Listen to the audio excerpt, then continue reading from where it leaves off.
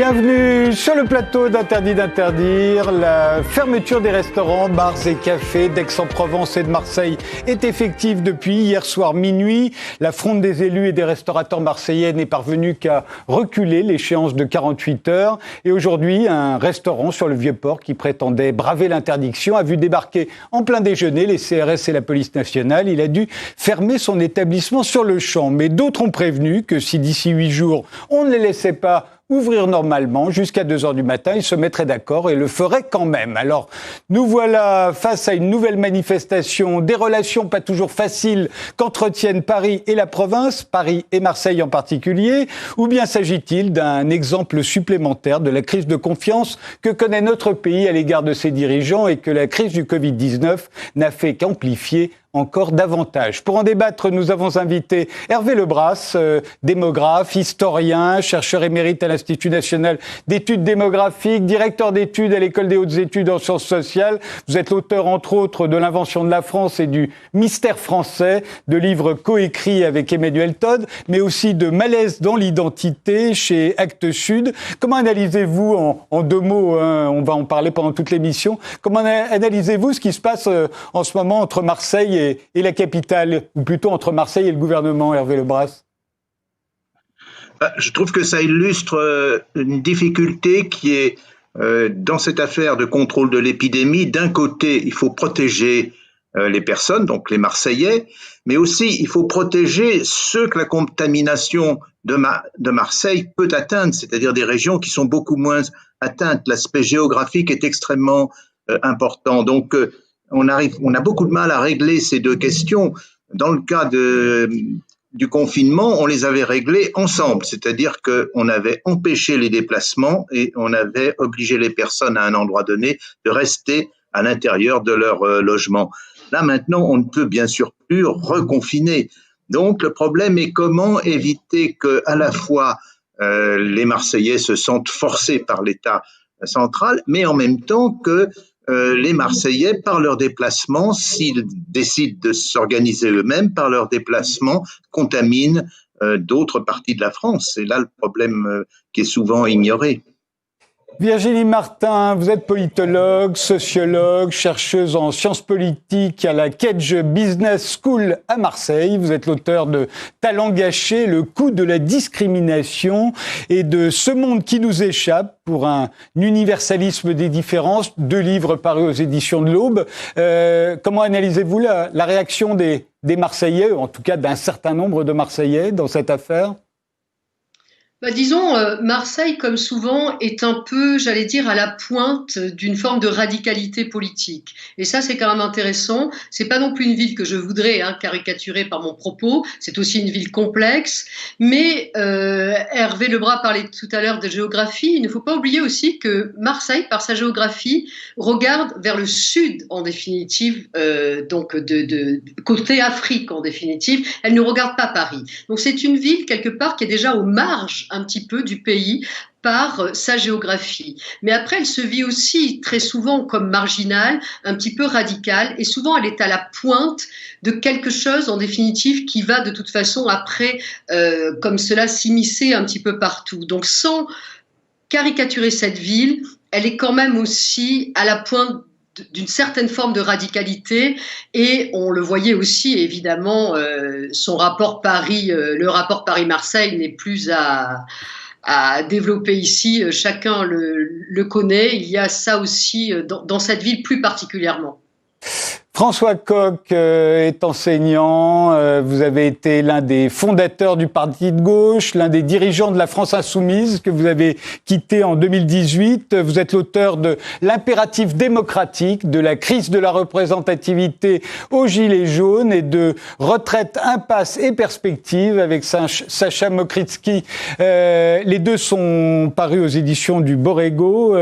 Comment analysez-vous la réaction marseillaise, la décision d'Olivier Véran ?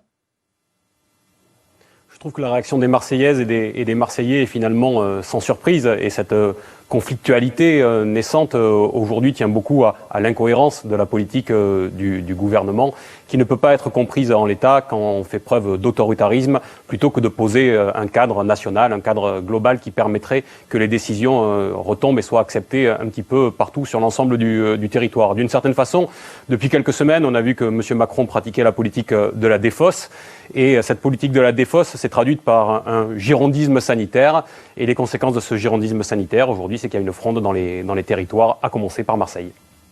Georges Christiani, enfin, vous êtes président des maires des Bouches-du-Rhône. Mimé est une ville de 5000 habitants dont vous êtes le maire. Et Mimé s'est retrouvé le 14 septembre sur la liste des 27 communes où le port du masque devenait obligatoire, alors qu'aucun cas de Covid n'avait été porté à votre connaissance. En fait, c'était une erreur, mais c'est la preuve, d'après vous, que le durcissement des mesures sanitaires s'effectue sans concertation. C'est comme ça que vous expliquez la fronde des Marseillais, comme on l'a appelé ? C'est peut-être une fronde qui se comprend. Dans la mesure où le Premier ministre et le Président de la République nous indiquent quelques jours avant que les décisions se prendraient en concertation avec les élus locaux. Et nous apprenons par Monsieur le ministre de la Santé que cette concertation, en fait, n'en est pas du tout une, mais c'est une décision verticale qui nous impose des interdictions qui, à notre sens, élus locaux, sont disproportionnées.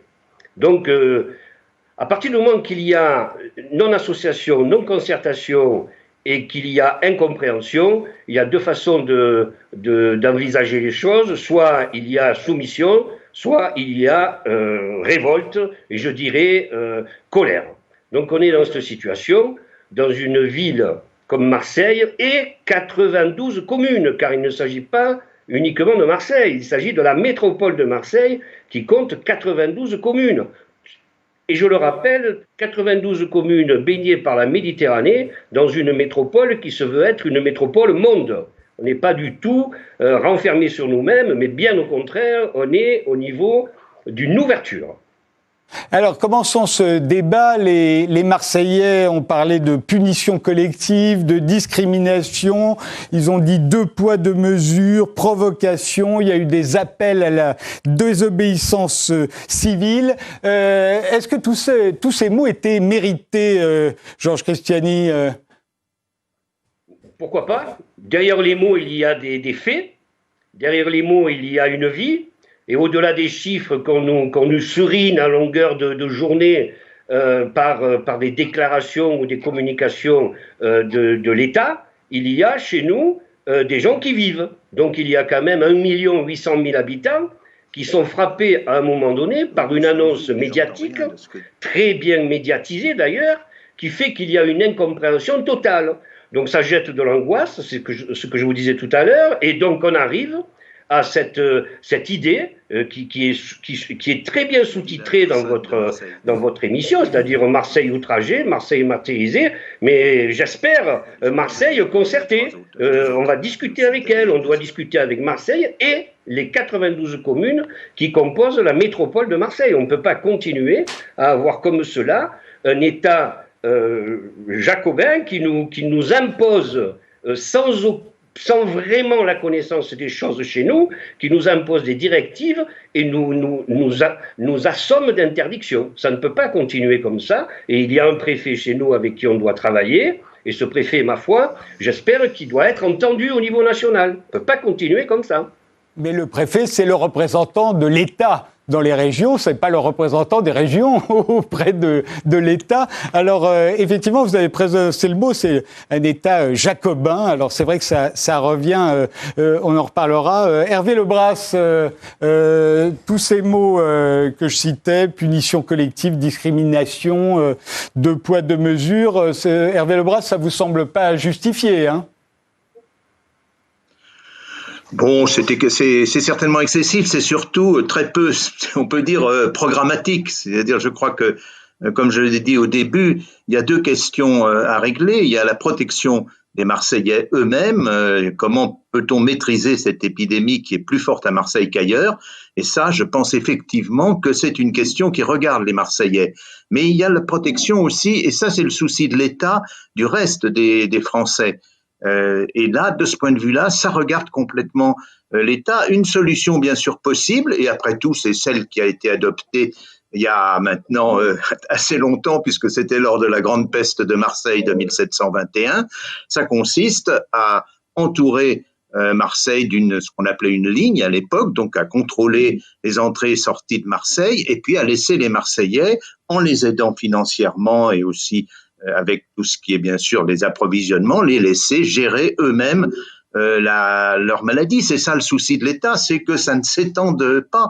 Et c'est un souci général qui est très difficile à régler, mais qu'on est arrivé à régler dans la première vague. Ça a été au prix, vous le savez, du confinement. Donc là, on a appliqué deux jacobinismes. Un jacobinisme qui empêchait les personnes de circuler sur le territoire, et puis un autre qui les obligeait à rester chez elles. Je crois qu'effectivement, on ne peut pas faire cela. C'est un jacobinisme trop fort. Il a fait ses preuves, mais il est excessif.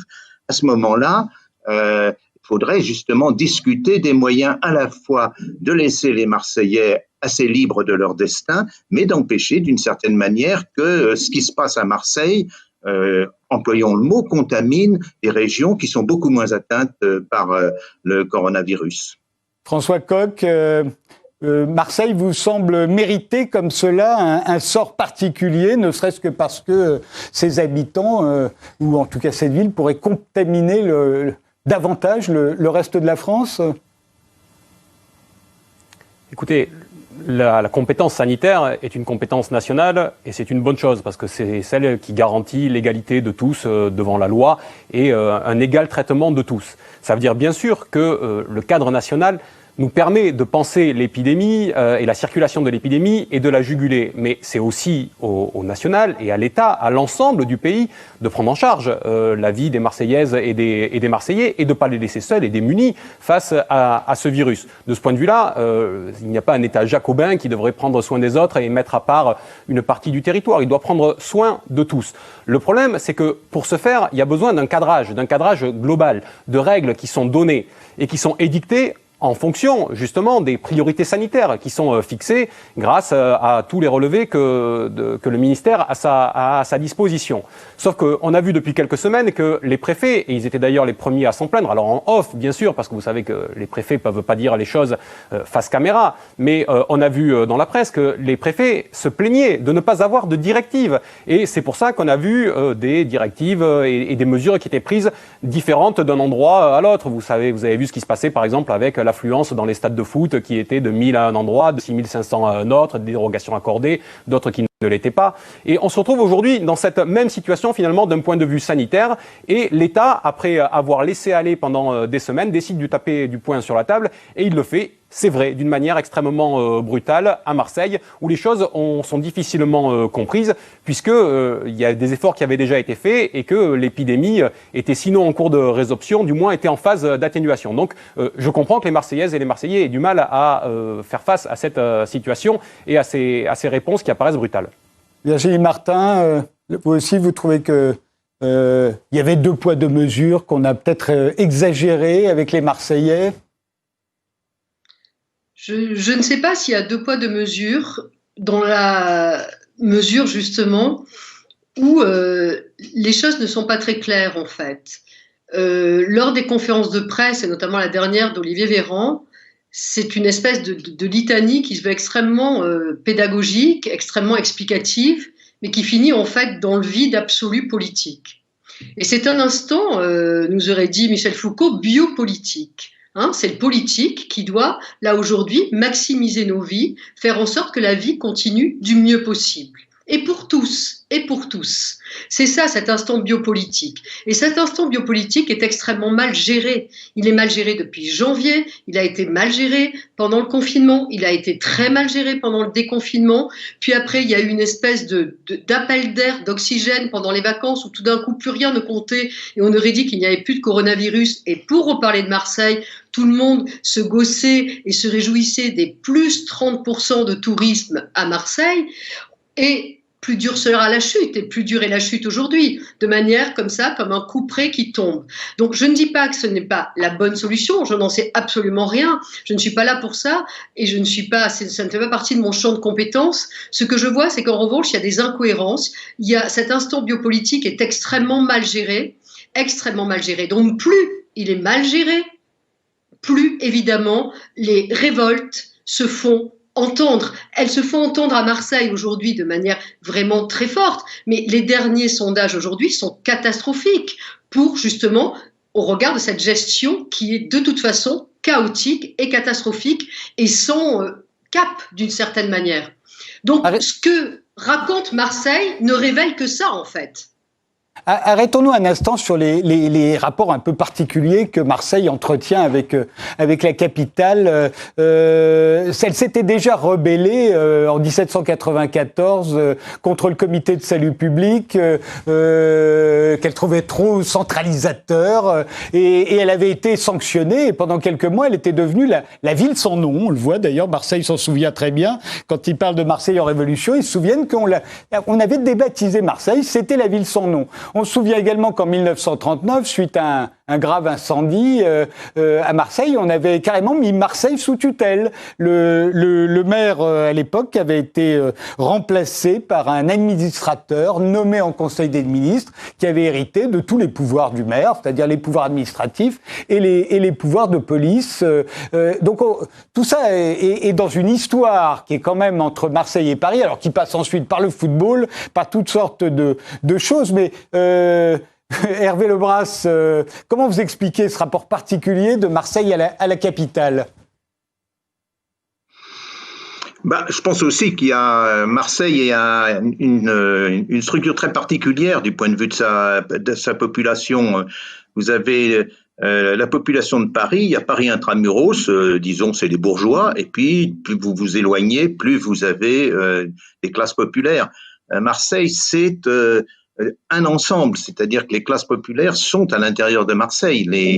Si l'on peut dire en termes parisiens, les banlieues sont dans Marseille, ce qui fait qu'on a un terreau tout à fait particulier, qui est d'ailleurs très démocratique. C'est un sociologue marseillais, un criminologue marseillais, par exemple, a montré que quand on compare la criminalité à Marseille et à Paris, on fait une très grosse erreur. Il faut comparer la criminalité à Marseille et à l'ensemble au moins de Paris et des 3 départements de Petite Couronne. Et à ce moment-là, on arrive à peu près au même résultat. Alors que bien sûr, si on prend Paris tout seul, Paris a l'air d'être supérieur en sécurité que Marseille. Donc il y a un problème qui est tout à fait spécifique et qui fait qu'il y a une sorte d'incompréhension. On ne peut pas comparer Marseille et Paris, il faut comparer Marseille avec une grande région parisienne, parce que je m'arrête à la Petite Couronne, mais il faut aussi la dépasser et prendre presque la moitié de l'Île-de-France. Mais Georges Christiani, là, quand Marseille se rebelle, on l'a vu, hein, ça s'est arrêté très vite. Hein, pour l'instant, il y a des menaces sur la suite, mais chacun est devenu très obéissant pour l'instant.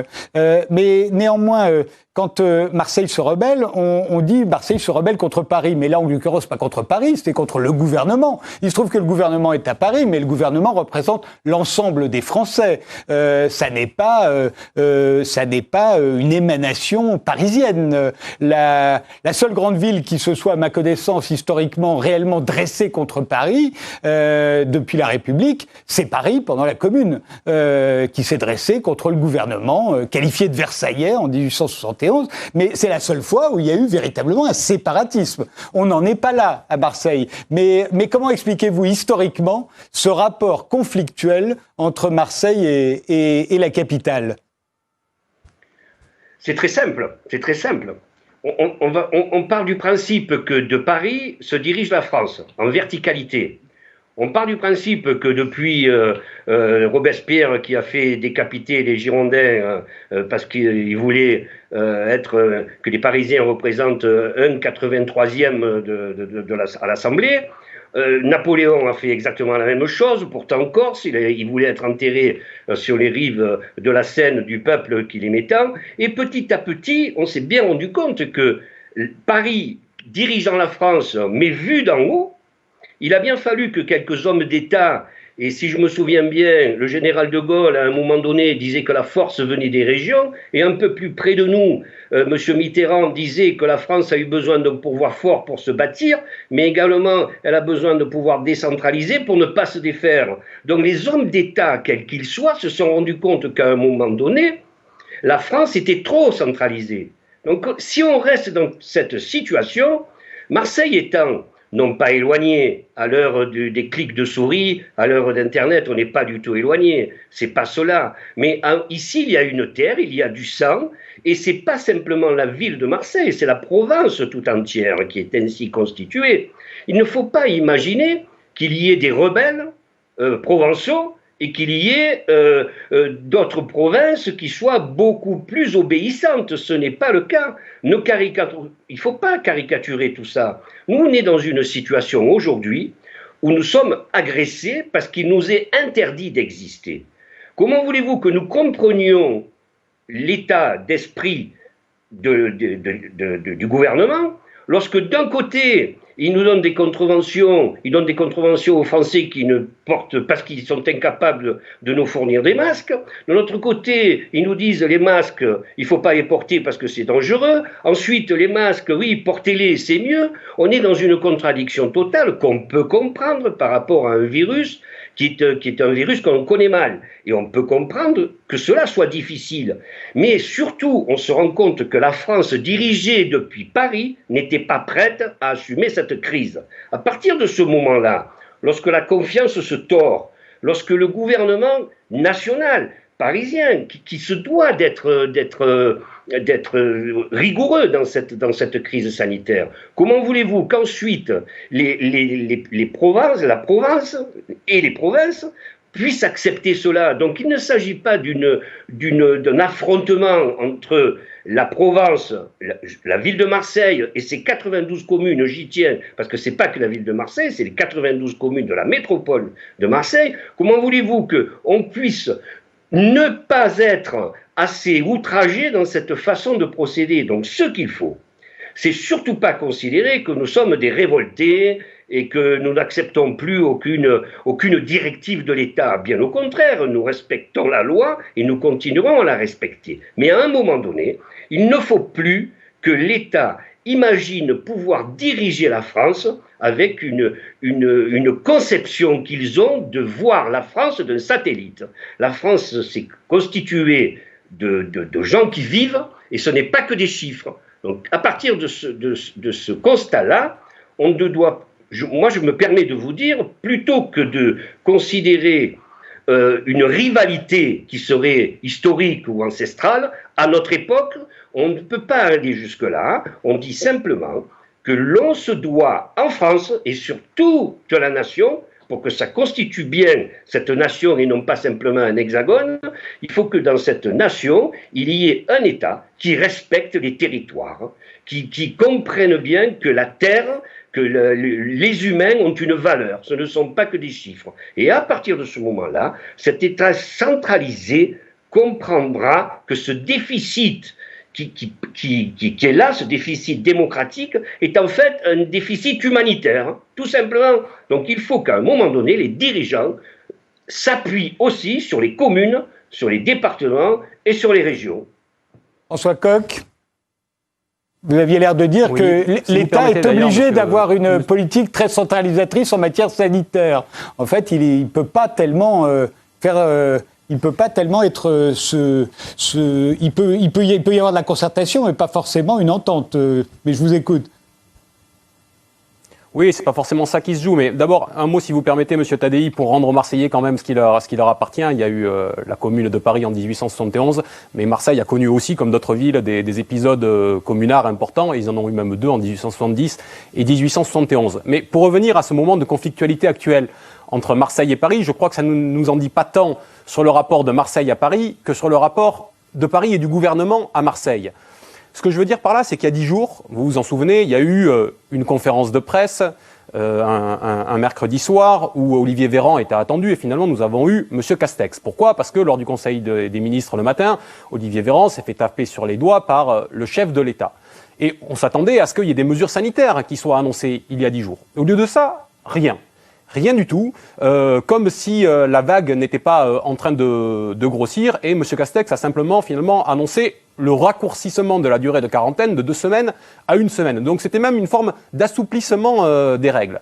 Sauf que la vague est là, la vague et le gouvernement ont été rattrapés par la marée d'une certaine façon, et le gouvernement a donc dû faire d'une certaine façon un exemple. Et puisqu'il avait dit depuis le début qu'il n'y aurait pas de reconfinement généralisé, il fallait bien trouver un endroit où faire acte d'autorité, d'autoritarisme même, comme on l'a vu. Et cet endroit était finalement tout trouvé, Marseille, parce que effectivement cet été, il y a eu une forte affluence touristique, que de fait, les conditions sanitaires sont aussi compliquées à Marseille depuis de nombreuses semaines. Et puis peut-être parce que, qui sait, M. Macron a quelques arrière-pensées électoralistes et que Marseille et sa métropole ne sont finalement pas un terrain de conquête pour lui dans les mois à venir pour les élections départementales et régionales au regard des difficultés de son mouvement. Il y a peut-être bien des considérations politiciennes qui se mêlent aussi à cette décision que nous avons connue. On s'interrompt un instant, on fait une pause, on se retrouve juste après et on continue ce débat avec Virginie Martin.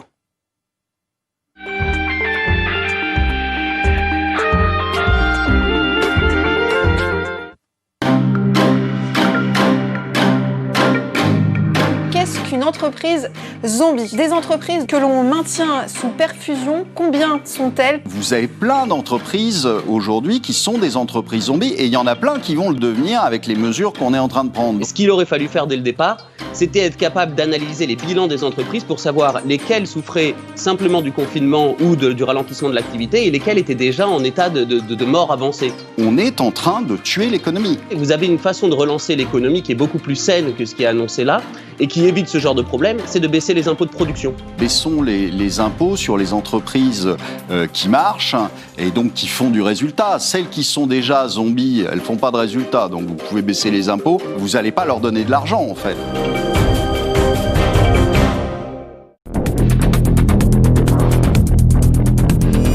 Le 14 juillet 2015 est signé à Vienne un accord de limitation du nucléaire iranien à sa partie purement civile. Contrairement aux engagements de l'accord signé et respecté par les Iraniens, le président Trump va décider de rompre l'accord et d'imposer son régime de sanctions au niveau international. Ceci a mis l'Iran en grave difficulté au plan économique et social. Pour la Chine, c'est une très belle opportunité. La première question qu'il faut se poser est lourde de conséquences. Les Iraniens avaient-ils un autre choix face aux pressions américaines en tout genre? Par notre incapacité à répondre à ces attentes légitimes, ne les avons-nous pas poussés dans les bras d'un partenaire qui va en profiter pour faire de l'Iran sa tête de pont au Moyen-Orient?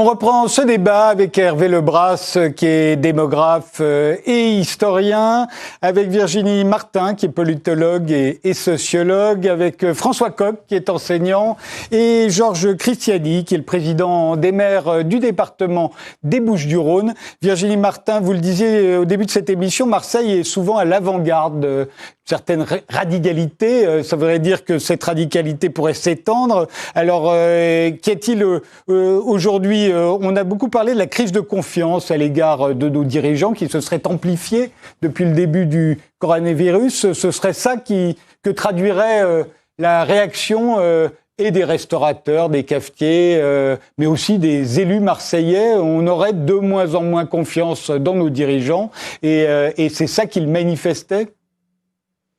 Oui, de toute façon, on le voit clairement dans les derniers sondages d'opinion qu'on peut avoir.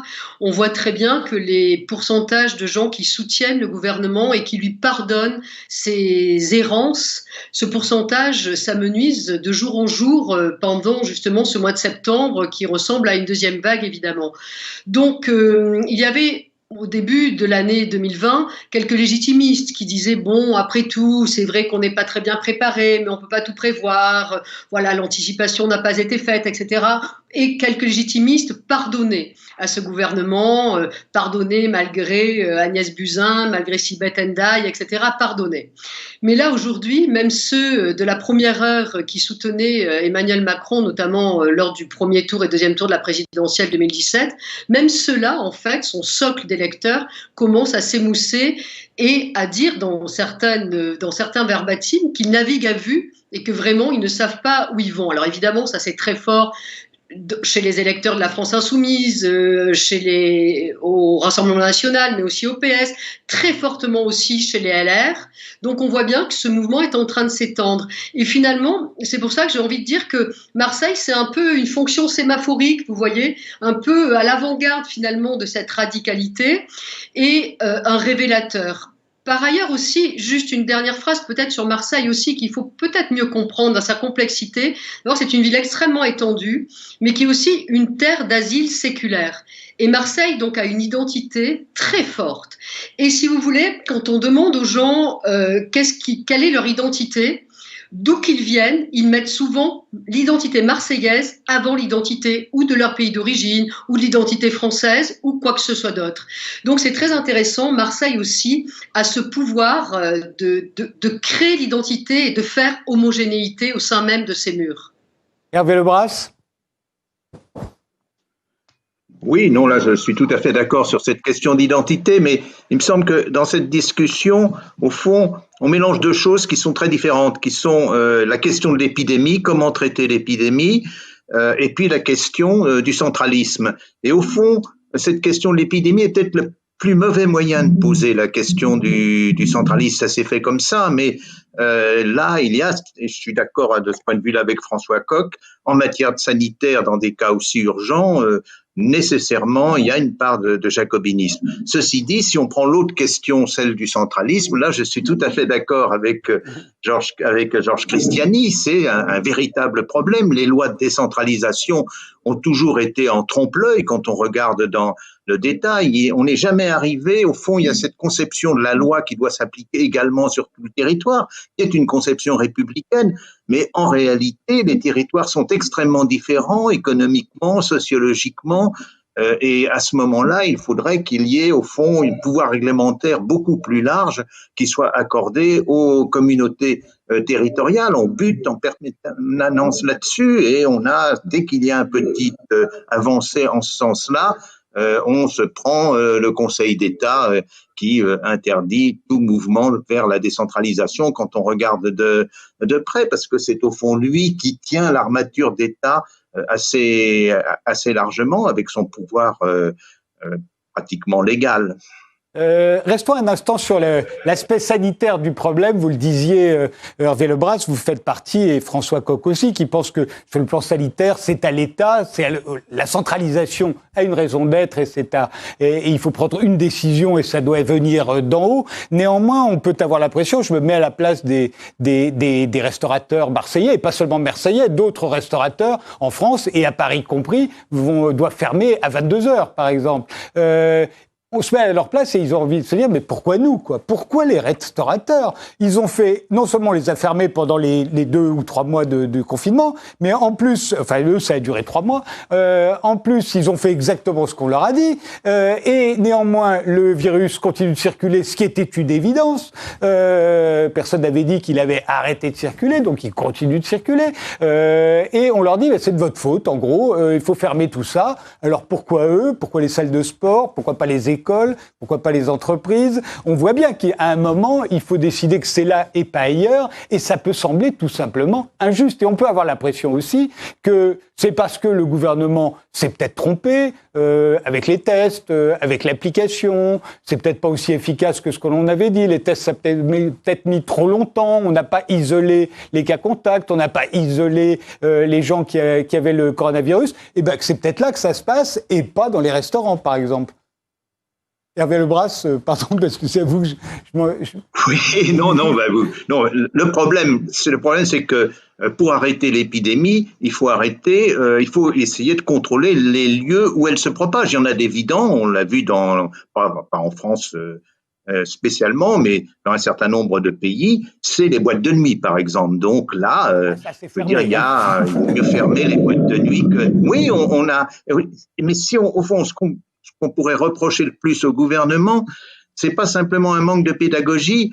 Alors, je vais plaider pour ma paroisse d'une certaine manière, c'est un manque de sciences sociales, c'est-à-dire de ne pas avoir assez étudié les conditions exactes dans lesquelles la transmission s'opère, de pas par exemple avoir mesuré de près, justement dans les restaurants, dans les boîtes de nuit, dans un certain nombre, dans les salles de sport, quelle est la distance minimale. On sait que cette distance minimale joue un rôle très important, de ne pas non plus avoir fait assez attention au port du masque quand il est recommandé. Les Marseillais s'insurgent, mais les Français, les Parisiens s'insurgent d'une autre manière. Quand vous vous promenez dans la rue à Paris, un certain nombre de personnes n'ont pas de masque. C'est pas où il y a une loi, où il n'y a pas de loi d'une certaine manière, mais effectivement, on n'a pas les données qui permettent de bien comprendre comment socialement ça se passe, et on n'a pas cherché très fortement à recueillir ces données, alors que les données médicales, par contre, les progrès qui sont faits en termes de médicaments, les progrès qui sont faits, la marche vers le vaccin, on est abondamment nourri en informations à ce sujet-là, mais sur au fond, la mécanique simple de la contagion, on a très peu de choses, et c'est pour cela, je crois, qu'un doute s'est beaucoup installé sur le traitement de cette épidémie. Georges Christiani. Cher Monsieur Tadei et chers collègues conférenciers avec nous, vous savez, l'autorité d'un chef d'État ou d'un Premier ministre n'est pas ne l'autorise pas à régner sur la population pour la rendre obéissante. Hein. Une autorité, l'autorité naît de la confiance qu'il suscite auprès des gens qui vivent sur le territoire dont l'élu a la charge. C'est ce que nous faisons, nous, dans nos communes. Donc moi, je crois que passer par la case élu de terrain est une nécessité pour comprendre la population. Et j'ai eu quelques difficultés à faire comprendre à quelques grands énarques ce qu'était la vie de terrain. Pourtant, il y a des beaux auteurs comme Camus, Giono, Orwell qui ont bien célébré la vie ordinaire des gens face aux grands Parisiens pétris d'ascension. Je me rends bien compte que le président de la République est un président au pied d'argile parce qu'il n'a pas le territoire en lui. Donc si on continue à ne pas voir que dans cette crise sanitaire qui est extrêmement dangereuse, nous ne sommes pas en capacité, au niveau de l'État, à résoudre seul cette crise, on va se tromper. Donc cette crise sanitaire qui est là doit être pour nous un élément de sagesse. On doit apaiser les choses. On doit travailler avec les élus locaux et d'entendre imaginer que Marseille serait la rebelle qui n'a pas compris que la crise est sanitaire, et elle est grave, c'est une erreur. Donc il n'y a pas que la ville de Marseille d'ailleurs qui est concernée par ces interdictions, il y a aussi la ville d'Aix. Et la ville d'Aix-en-Provence, Aix-la-Romaine ou Marseille-la-Grecque, c'est aussi des communes où il y a une vraie identité forte, mais aussi des gens qui souffrent. Il y a des restaurateurs en ce moment qui sont en train de mettre la clé sous la porte. Il y a des fournisseurs de restaurants qui aujourd'hui sont en difficulté. Donc à un moment donné, dire les jeunes, vous pouvez aller au cinéma, mais après vous ne pouvez pas aller boire un coup au café du coin, franchement, ça règle pas le problème. Ça ne le réglera jamais. C'est comme d'ailleurs quand on autorise les mariages, mais qu'on dit après, il ne faut pas aller danser. C'est la même chose, c'est la même caricature. Donc à un moment donné, si on ne comprend pas cela, si on ne comprend pas qu'il faut travailler avec les Provençaux, avec les Marseillais, les Aixois et les 90 autres communes, on ne va pas s'en sortir et on va toujours imaginer que Marseille sort de l'histoire de France. On va toujours l'imaginer. Mais Marseille est dans l'histoire de France. La Provence est dans l'histoire de France. Et on a bien l'intention d'y rester. Donc on ne veut pas être caricaturé et être considéré comme des rebelles. On veut appliquer la loi, mais il faut que l'État n'imagine pas qu'il suffit de régner sur une population pour la rendre obéissante. C'est pas comme ça qu'on résoudra une telle crise. Jamais ce sera comme ça. François Coq. Oui, il y a une crise de fait du consentement qui est d'autant plus forte qu'elle ne repose pas comme parfois sur des éléments subjectifs, mais cette fois réellement sur des éléments objectifs. Tout le monde a pu constater l'inaction du gouvernement pendant l'été. D'une certaine façon, on a laissé le virus aller, se régénérer, reprendre des forces avec les rassemblements qui ont eu lieu durant l'été et revenir d'autant plus fort à la rentrée par le mélange qui était totalement prévisible. Donc il y a cette inaction-là qui se paye aujourd'hui, et puis il y a la médiocrité aussi qui est celle de la politique pratiquée. Je pense par exemple à ce qu'on a connu et ce qu'on connaît encore avec les tests, où on voit bien que sur le tester, tracer, isolé, ce triptyque-là explose dès le début, dès lors que le premier terme, tester, n'a plus de sens, puisque les tests, les résultats arrivent plusieurs jours après, alors que ce n'est plus le moment, et donc on ne peut plus tracer, et donc on ne peut plus isoler. Donc c'est toute la politique sanitaire du gouvernement qui est mise en défaut. Et partant de là, si on y rajoute les mesures actuelles qui sont remplies d'incohérences, regardez par exemple ce qu'on a entendu sur les écoles depuis jeudi soir, et sur les gymnases. Les adultes ne peuvent pas aller dans les gymnases, mais les enfants pourraient toujours y aller. D'une certaine façon, les enfants seraient immunisés. Mais finalement, les enfants, aujourd'hui, depuis samedi, ne peuvent plus aller dans les gymnases non plus, sauf pour les activités scolaires ou périscolaires. Autrement dit, les enfants sont immunisés, mais uniquement dans le cadre scolaire et à l'école. Tout ça n'a pas de sens, les gens le voient bien. Et donc, les autres mesures qui sont proposées, comme celles qui ont été annoncées pour Marseille, ne sont pas acceptées par la population. Et on peut comprendre justement ce rejet. Mais ayons en tête quand même qu'une crise du consentement cache toujours une crise de la légitimité. Et de ce point de vue-là, le gouvernement est frappé de plein fouet. Virginie Martin ? Oui, je suis absolument d'accord avec cela, et d'autant plus qu'il y a quand même aussi des embouteillages, et un embouteillage de crise en fait depuis le début de ce quinquennat. Et la crise finalement ne fait pas très bon ménage avec ce gouvernement qui n'arrive pas à gérer ces crises et à y mettre terme. C'est ça le problème. Donc ça a commencé évidemment, c'est l'affaire Benalla, c'est les retraites où on nous dit combien ça a été très bien travaillé en amont, combien il y a eu des concertations, des consultations. Dès que le texte commence à sortir, tout le monde dit mais nous n'avons jamais été consultés et concertés là-dessus. C'est l'assurance chômage, c'est là aujourd'hui maintenant évidemment ce sont les gilets jaunes. Vous vous rendez compte, 2 ans de crise de gilets jaunes, mais c'est afférent, enfin, c'est effrayant. Il n'y a aucun gouvernement est incapable à ce point-là de gérer cela. Ça aurait pu durer 2 jours, 3 jours, 1 semaine.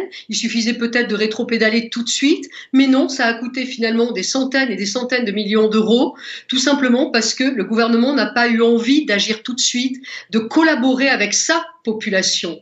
Ça, c'est vraiment problématique, cette espèce de non-capacité de ce gouvernement, et peut-être encore plus du jupitérien Emmanuel Macron, de vouloir parler finalement avec ses citoyens et ses citoyennes. Et ça, c'est incompréhensible, et c'est très compliqué, et c'est pour ça, effectivement, que, comme ça a été dit, il y a une crise très forte aussi de légitimité de ce gouvernement. La légitimité d'Emmanuel Macron, en plus, tient à un énorme coup de com', un énorme hold-up électoral, certains ont dit hold-up démocratique, puisqu'il n'avait même jamais été élu, même pas comme conseiller municipal dans une petite mairie, dans une petite commune, aucune part. Donc tout d'un coup, on se dit, est-ce que finalement, il avait la compétence de passer de jamais élu à président? Ça, c'est quand même très problématique. Et donc, effectivement, il y a un choc de confiance qui aurait dû être rattrapé. Et ils sont incapables de trouver et d'aller chercher le chemin de ce choc de confiance. J'en veux pour preuve, évidemment, Macron cet été, mais j'en veux aussi pour preuve, on en a parlé tout à l'heure, donc le ministre de la Santé Véran, et aussi, évidemment, Jean Castex, qui a géré un déconfinement en 2 temps, 3 mouvements, qui est devenu tout de suite Premier ministre, donc qui a laissé le déconfinement, on ne sait pas trop à qui finalement, et qui lui-même, lors d'une émission récente de télévision, dit qu'il ne sait pas, qu'il ne voit plus personne, que l'application Covid ne l'intéresse pas. Enfin, lui-même avoue quelque chose qui relève de l'incompétence. Donc c'est très compliqué, et on voit aussi, autre point problématique en politique, c'est gouverner, c'est prévoir. C'est peut-être un peu banal de dire ça, mais on l'a dit, et tout le monde l'a dit sur ce plateau, tout le monde pouvait savoir ce qui allait se passer en septembre. Pourquoi le gouvernement n'a pas anticipé correctement les choses? Tout ça est très étonnant. Et Et est un peu effrayant, d'autant plus que maintenant, à cette crise sanitaire, s'ajoute en plus, évidemment, la crise économique, ça va sans dire, la crise sociale, et maintenant, avec cette petite crise terroriste, si je puis dire, qui est survenue il y a quelques jours dans le cœur même de Paris. C'est très compliqué avec un gouvernement qui semble ne pas savoir gérer tout cela. Alors moi, ce qui me frappe, c'est qu'en dépit du fait que on a beaucoup critiqué Emmanuel Macron depuis son élection, après l'affaire Benalla, pendant les Gilets jaunes, il n'empêche que quand il a décrété le confinement au mois de mars, tout le monde a obéi. Une chose quand même inédite dans l'histoire, un truc dingue. On n'avait jamais fait une chose pareille à aucun moment dans l'histoire de l'humanité. Et tout le monde a obéi. En France, où on est soi-disant indiscipliné, on a tous obéi. Or, qu'est-ce que nous montre Marseille aujourd'hui? C'est que dès qu'on reparle de limiter nos libertés, et notamment la liberté d'entreprendre, là il se trouve que c'est Marseille et c'est Marseille qui réagit, je me demande si demain il fallait de nouveau confiner, on peut l'imaginer, ça arrive en ce moment même à Madrid, c'est arrivé en Israël.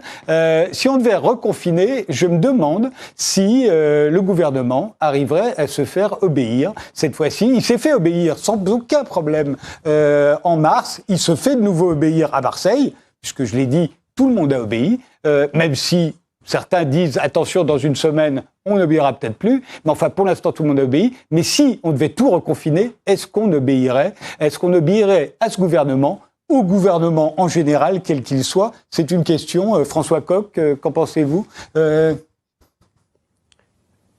qui différencie le peuple français d'Emmanuel Macron, c'est que le peuple français est un peuple profondément politique et un peuple de raison, quand Emmanuel Macron n'est jamais rien d'autre qu'un vulgaire politicien.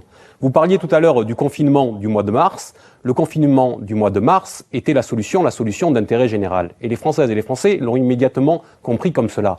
Et ce qu'ils ont regretté à ce moment-là, c'est que ce confinement n'ait pas eu lieu quelques jours plus tôt, ce qui aurait permis d'épargner bien des vies. Et si ce confinement n'a pas eu lieu plus tôt, c'est que M. Macron était dans ses calculs politiciens, parce qu'il voulait absolument maintenir les municipales, alors même qu'il savait même depuis des semaines. Souvenez-vous de l'interview de Mme Buzyn dans Le Monde, qui dit que dès fin janvier, elle a prévenu l'exécutif de la situation réelle et elle a dit que les municipales, par exemple, ne pourraient pas se tenir. On a bien vu à quel point le gouvernement a retardé au maximum le confinement à cause de ce rendez-vous institutionnel électoral que M. Macron voulait absolument passer. Donc je crois que le peuple, lui, est capable de réagir et s'il y a besoin demain d'un autre confinement, parce que la situation l'exige, les Françaises et les Français sauront le faire. Par contre, on n'oubliera pas, vous avez vu au printemps fleurir ce hashtag sur les réseaux sociaux, on n'oubliera pas. Et c'est ça qui ressurgit aujourd'hui. Pas plus tard que en fin de semaine dernière, il y avait des auditions dans le cadre de l'Assemblée nationale où Mme Parly a été entendue et où on a appris que Mme Parly avait menti à propos des militaires qui sont rentrés de Wuhan au mois de janvier et qui n'ont pas été testés, alors qu'on le savait même depuis le début qu'ils n'avaient pas été testés, et pourtant elle disait le contraire. On sait que M. Véran, depuis, a menti sur la question des masques au mois de mars. On sait que Mme Buzyn elle-même a menti. Donc aujourd'hui, il y a une fragilité dans la parole publique, encore plus une fragilité dans la parole du gouvernement et de M. Macron, et je crois que la grande force de ce pays, c'est que malgré ça, s'il y a une décision nécessaire à prendre, les Françaises et les Français seront capables de l'accepter. Après, encore faudrait-il que le débat puisse être organisé et que le gouvernement ne fasse pas œuvre d'autorité ou d'autoritarisme comme ce qu'il fait de plus en plus. Hervé Lebras ? Oui, non, je pense aussi qu'une des raisons principales pour laquelle la situation est différente de celle du mois de mars, c'est le nombre de morts. On est à, de l'ordre c'est déjà beaucoup, mais d'une 50aine de morts par jour. On était à près de 1000 morts par jour au moment où le confinement a été décidé. Là, on comprenait donc justement, bon, c'est pas pour excuser le gouvernement actuellement, je vais y revenir, mais on comprend qu'il a justement, il cherche à prendre de l'avance. Il a bien vu que la courbe des contaminations mène au bout d'une vingtaine de jours à une courbe des décès, surtout si de plus en plus ce qu'on voit actuellement, c'est les personnes qui sont au fond les plus menacées, les personnes âgées ou ayant des problèmes médicaux qui sont le plus à risque de décéder. Donc là, au contraire, je pense que le gouvernement a fait preuve d'une volonté de prévention. Mais là où je l'ai dit, j'étais d'accord notamment avec Georges Christiani, c'est ici pris comme un manche. Essayons un peu d'être positifs. Comment on pourrait imaginer que les choses auraient pu se passer? Le gouvernement aurait pu d'abord dire, comme le font certains très bons médecins, comme par exemple Arnaud Fontanet, expliquer justement quelles sont les causes de contamination assez précisément. Par exemple, la contamination à l'intérieur des ménages. On sait qu'elle est une des causes très importantes. À New York, quand le confinement a été déclaré, 15 jours après, 60% des personnes qui étaient atteintes, qui venaient d'être atteintes, n'étaient jamais sorties de chez elles. Mais elles n'étaient elles-mêmes jamais sorties de chez elles, mais des personnes de leur famille, pour des raisons souvent importantes, par exemple des infirmières ou bien des livreurs, étaient sortis de chez eux et avaient contaminé leur famille. Donc là, le gouvernement a une chose précise à dire. Il dit, voilà, il y a ce problème, et Arnaud Fontanet l'a dit hier notamment. Mais ensuite, la question, c'est de dire, vous, à Marseille, le maire de Marseille, le maire des communes de Marseille, comment vous allez traiter ce problème? Comment vous allez empêcher qu'il y ait ou minimiser ces contagions à l'intérieur des foyers? Dites-nous comment vous allez faire. Et à ce moment-là, on va continuer la discussion et on vous fera confiance dans ce cas-là. Mais il n'y a pas ce type de dialogue. Or, il pourrait être possible. Il a été possible dans un certain nombre de pays où ça a nettement mieux marché. Donc, la situation est assez mauvaise. Il faut quand même voir qu'on est actuellement en France un des cas les pires en Europe, avec l'Angleterre et puis avec l'Espagne. Même l'Italie actuellement, justement, s'en tire mieux parce que il y a cette concertation, il y a cette explication des causes exactes de la contamination. Je crois que c'est, si on veut un peu faire, pas simplement au fond se plaindre sur le passé, mais faire œuvre comment dire, se projeter un peu dans l'avenir. Il me semble que c'est cette manière-là qui permettrait au gouvernement de faire accepter sa politique sanitaire, qui par ailleurs est absolument essentielle. Alors dans les pays où effectivement ils ont d'une certaine manière résolu le problème de la contamination à l'intérieur des familles, c'est ceux qui ont pratiqué l'isolement systématique des malades et même des cas contacts. C'est le cas de Singapour notamment, qui est dans les pays où il y a le moins de morts du coronavirus. C'est simple, on isole les malades et les cas contacts, ce que c'est toujours refusé à faire la France, à ma connaissance. Dernier mot, Georges Christiani, sur ce sujet. Il nous reste 2 minutes, 1 minute pour vous, 1 minute pour Virginie Martin. Je souhaiterais tout de même dire à quel point, en début de crise, les maires étaient au front de cette crise sanitaire sans aucune munition. Nous étions présents, comme pour les Gilets jaunes d'ailleurs, où nous avons apaisé les choses dans cette crise sanitaire, nous nous sommes battus dès le départ. Lorsqu'il n'y avait pas de masque, nous nous sommes débrouillés pour que les associations, etc., en cousent et en construisent. Petit à petit, nous avons mis en place des tests. Le conseil départemental, le conseil régional. Nous sommes arrivés localement, régionalement, à faire en sorte de se battre plutôt que de donner des contraventions. Pourquoi ne faisons-nous pas confiance à ces élus locaux? C'est avec de tels comportements dirigistes, autoritaires, qu'au mieux on produit les gilets jaunes et au pire les électeurs extrêmes. Donc à un moment donné, il faudra bien se rendre compte que les maires qui étaient présents, il ne faut pas ensuite les oublier, il ne faut pas ensuite les diriger, les considérer comme des simples guichets de l'État. Donc ce que j'essaie de dire, dans ce monde d'ailleurs, vous m'avez invité, M. Tadei, ce monde prestigieux des idées, des essayistes, des démographes, des historiens et des grands politologues, moi qui ne suis qu'un simple maire humble de terrain, je dis qu'à un moment donné, si le président de la République, si le Premier ministre ne se rend pas compte que c'est ici, en Provence, mais dans les autres provinces aussi, que les Français vont trouver la force aussi de réagir, à ce moment-là, plutôt que des confinements moyenâgeux qui plombent l'économie, qui plombent le système social et même humain de la France, peut-être qu'à ce moment-là, par un apaisement des choses, par une présence un peu moins autoritaire, mais un peu plus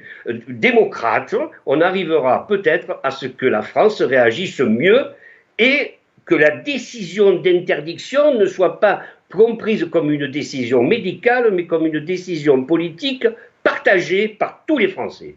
Dernier mot, et il doit être très court. Virginie Martin, pardonnez-moi, mais l'émission se termine. Oui, dans ce sens-là, par exemple, le drone qui a survolé le Vieux-Port tout le week-end, évidemment, ne donne pas des bons signes pour arriver à justement créer la confiance et ce choc de confiance nécessaire. Et puis, cette série d'incohérences, surtout, casse la crédibilité aussi de la parole scientifique. On en a peu parlé, mais aujourd'hui, finalement, tout cela et toutes ces incohérences ont ouvert aussi la porte à des théories du complot, à finalement le masque ne sert à rien, finalement le virus n'existe peut-être pas, etc. Et donc là-dessus aussi, le gouvernement doit impérativement se reprendre en main, essayer de trouver une voie de l'intelligence, la voie du politique avec un grand P et pas de la politique politicienne. Merci tous les quatre d'avoir participé à cette émission. Merci de nous avoir suivis et rendez-vous au prochain numéro.